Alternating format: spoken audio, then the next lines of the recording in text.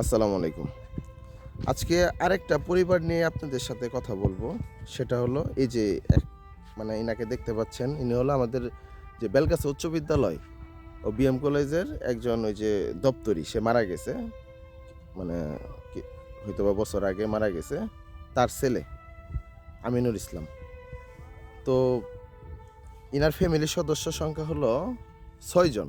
তো ৬ জন ব্যক্তির মধ্যে উনি এই ৫ জন ব্যক্তিকে করত, ভরণ-পোষণ করত।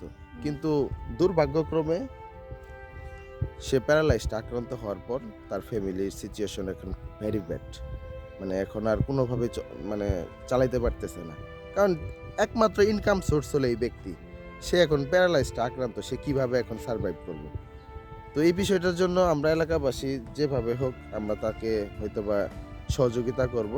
তারপরেও আমি হাসান ভাই এবং হাসমত ভাইয়ের মানে তাদের কাছে আমি অনুরোধ করব আপনাদের সুপারিশে যাতে আমাদের যে বর্তমানে নবাগত এমপি মহোদয় সুলতান মোহাম্মদ বাবু ভাই তার মেয়ের কাছে, তার সুযোগ্য কন্যা বিনতি আন্টির কাছে যাতে এই পরিবারের এই দুঃখের ইতিহাসটা পৌঁছে দেওয়া হয় এবং তার জন্য উপযুক্ত একটা মানে ত্রাণ অর তার ভালো মানে একটা ব্যবস্থা যাতে করা হয় যাতে এই ফ্যামিলিটা সারভাইভ করতে পারে।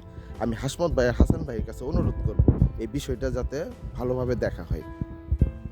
আপনি চলাফেরা এখন খুব কঠিন হয়ে যায়, তাই না? হাঁটতে পারেন?